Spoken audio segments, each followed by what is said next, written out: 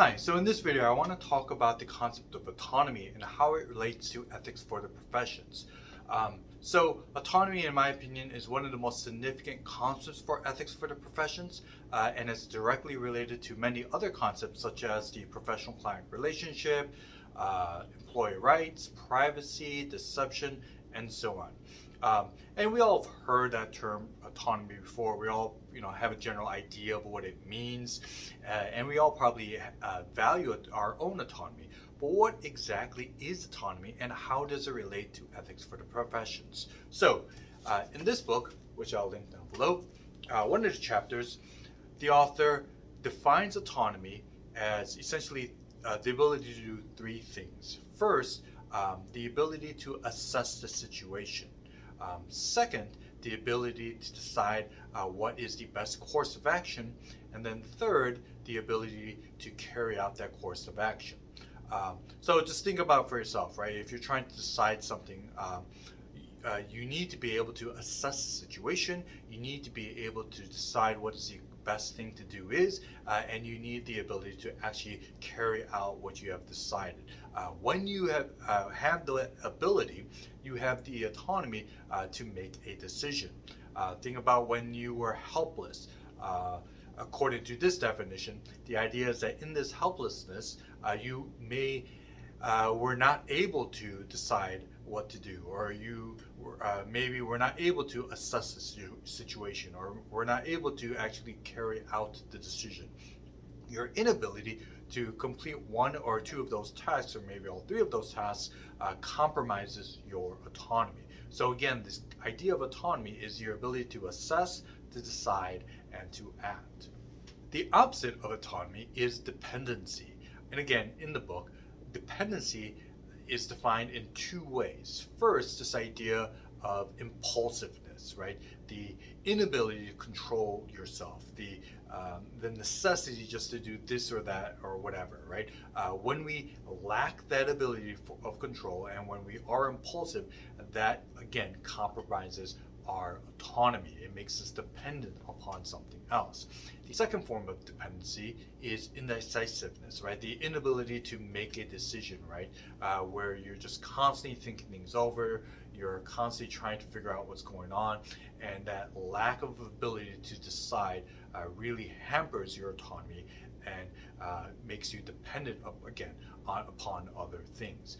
Both of those two concepts, the idea of impulsiveness and the idea of being indecisive, is a form of dependency, and again compromises our autonomy. So what does this have to do with ethics for the professions? Given what Bale says about the significance of a professional, and the idea that often a professional has a monopoly on the labor, or has a power inequity with the client, the idea is that the professional is morally obligated to uphold the client's autonomy, as long as it benefits the client, right? So the effective professional is able to fulfill the professional tasks and professional, duties, but yet at the same time meet the moral duty of upholding client autonomy to the benefit of the client. And this relates directly to the idea of client desire.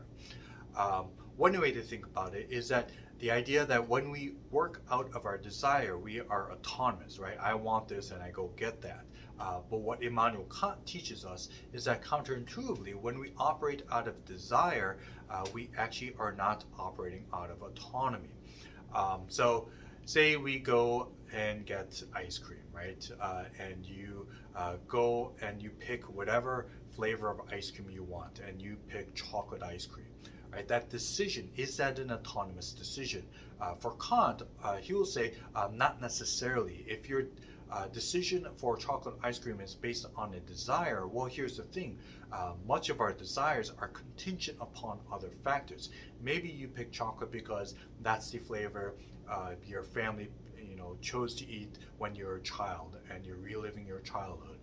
Maybe you pick chocolate because your family always chose vanilla, and out of a reaction you wanted to do something different, so you chose chocolate. Either way, when we're choosing something out of desire, that desire is contingent upon our upbringing, upon society, etc., which takes us away from our autonomy. Another way to think about it is the example I often give with my children.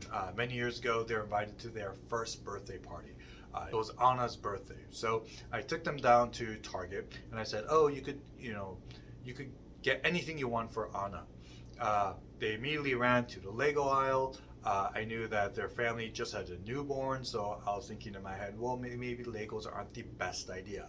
So I told them, or I started talking to them, like, oh, I don't know if Anna likes Legos. Why don't we try something else? So they run over to the Nerf aisle. I don't know if their family wants Nerf guns in their house, etc. So I'm like, oh, well, maybe she might not like that either. Eventually, I sort of guide them towards the next aisle, which I saw this gigantic, like, walking horse. I don't know the name of it, I don't recall. But I sort of nudged them in that direction, right? It was a nice big gift. Everybody likes to receive a big gift. It was within the price range I was thinking of. So eventually, they chose that gift. Did they really choose that gift out of their autonomy? Well, for them, they felt like they were choosing this gift all by themselves. But in reality, it was my nudging, it was my leading them away from certain gifts, leading them into a different direction, etc. So what I'm trying to get at here is the idea of the relationship between a desire and an action isn't always about autonomy. And how this relates to ethics for professions is the idea that as a professional, you have the opportunity to shape clients' desires.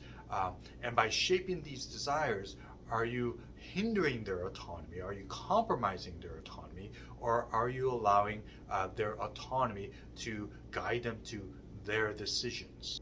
So, what should the ethical professional do when it comes to client autonomy?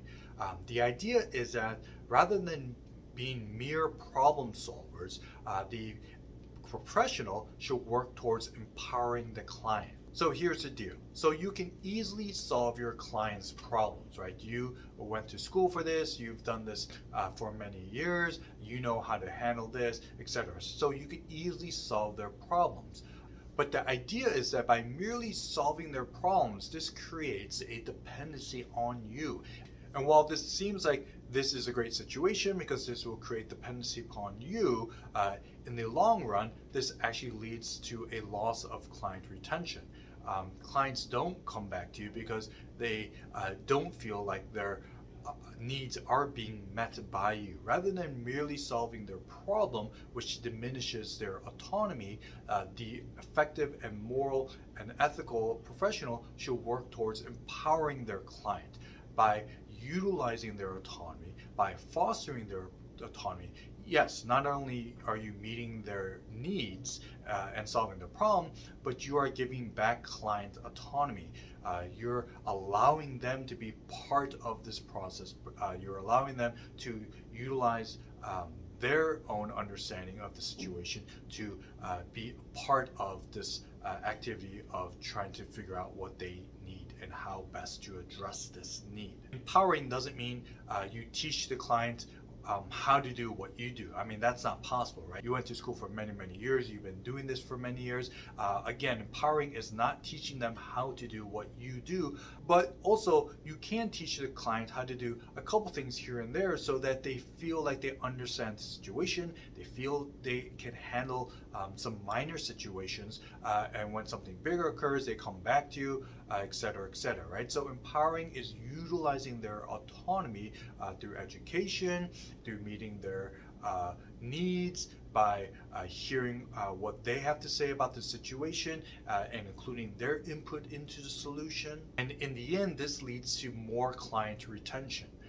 The idea that the client may go back to you over and over because they know that when a problem arises, they know that you are equipped to handle this, right? They seen you in practice. They know that you'll be working with them. They know that you care about their needs and uphold their autonomy, so they go back to you. Or the idea that when they know of somebody that needs the type of service that you provide, they have a person that they could recommend. Say, oh, go to this person.